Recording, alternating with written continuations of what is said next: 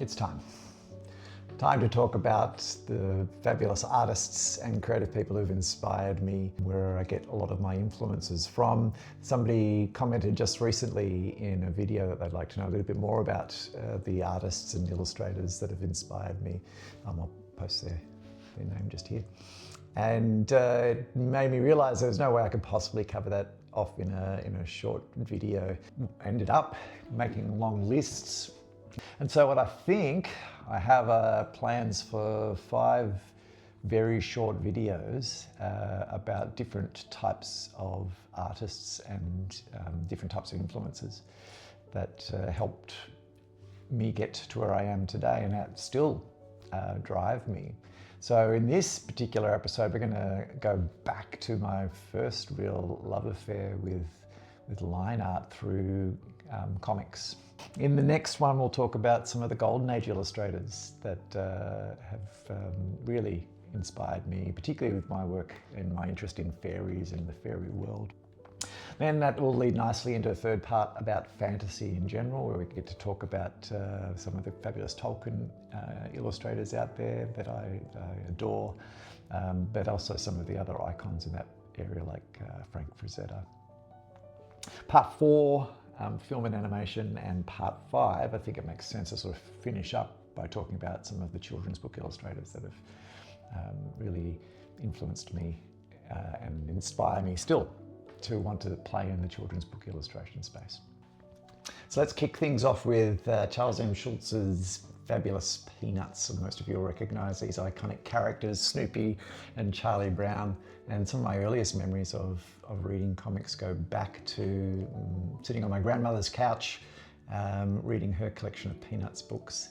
A lot of those I still have today. And I just loved the simple storytelling in there, the beautiful line work. The characters obviously were endearing. It was really that black and white line art, and the first time that my eye was drawn to the power of the simplicity of the black line on white. Around the same time, I received for Christmas from my uncle and auntie my very first Tintin book. I think it was Red Rackham's Treasure.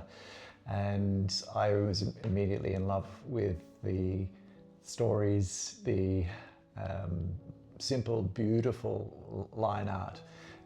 Grew to become a huge fan of Hergé's work, and also noticed how much it changed over time and how meticulous his attention to detail became, while still maintaining this beautiful, simple style that never felt cluttered. It really is a really great way to learn how to draw characters from lots of different angles, because the stories required that. They were very dynamic, boys' own style adventures, but Tintin and Captain Haddock were always seen from lots of different angles, which I never really thought about at the time, but I used those panels later on when I was trying to think about, well, what does it look like when I'm watching over somebody's shoulder, and where would the elbow be, and how much of the ear would I see? So really learnt a lot from studying the work of Hergé after I had gone through the love affair with just the storytelling. You can probably see a little bit of the theme here. I was drawn to these lovely pen and ink style drawings, and Murray Ball's work is hilarious. First of all, it's a gorgeous window into New Zealand rural lifestyle. I reread them regularly just for the joy that they give me, but he was a very talented illustrator, and his story is quite fascinating. I encourage you to look it up. Sadly not with us anymore. Actually, none of the artists I've mentioned so far are with us anymore, but I'll always have a soft spot for Murray Ball's rock flats. Now, in my teens, my interests sort of expanded to more traditional pulpy style comic books, and I was a Marvel boy growing up, and in particular the X-Men series. So there were artists like Jim Lee and Mark Silvestri who really exploded onto the scene in the late 80s, early 90s, and just took comic book art to this really exciting new dynamic area. Walt Simonson's work on the Thor series around the time was just really beautiful. Loved that. Later in the sequence that an artist, Travis Cherest, came along. Loved his work in particular because of it sort of took back some of the extremes that some of the comic book artists had gone to, with impossibly thin waists, ridiculous physiques, and made the human form seem a lot more realistic.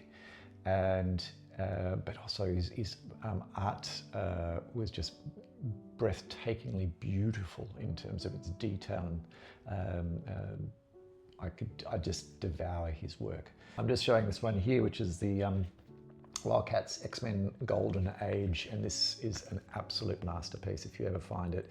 I'll show some of the artwork on the screen.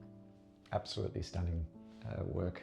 Just looking at it now and getting lost in it straight away. So comic book artists, not surprisingly, influenced a lot of my own interest in illustration. And it would be remiss of me if I didn't talk about the influence of some of the most amazing manga artists, and Katsuhiro Otomo's work on the Akira series. I haven't seen or read anything better. Again, the storytelling is immense. It's just one of the most amazing, iconic post-apocalyptic style stories.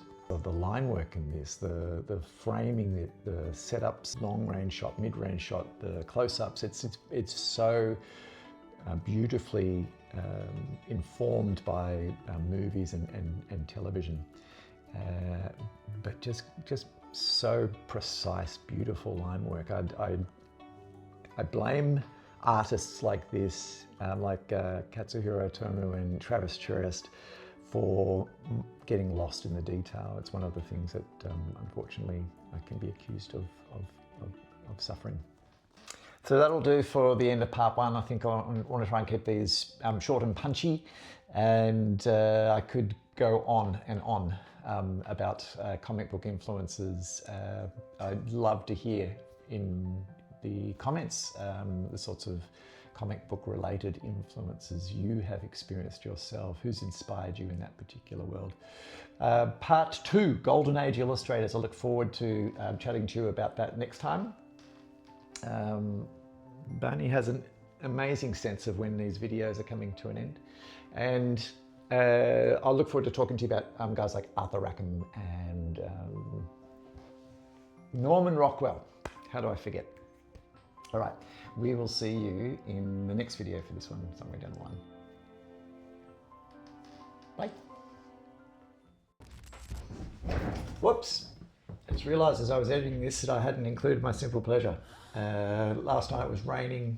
There's nothing quite like being under warm blankets when there's the sound of a storm outside, wind's blowing, knowing you're safe, snug and warm. It's something I'm extremely grateful for. So there you go. Simple pleasure for this week. See you next week. Bye.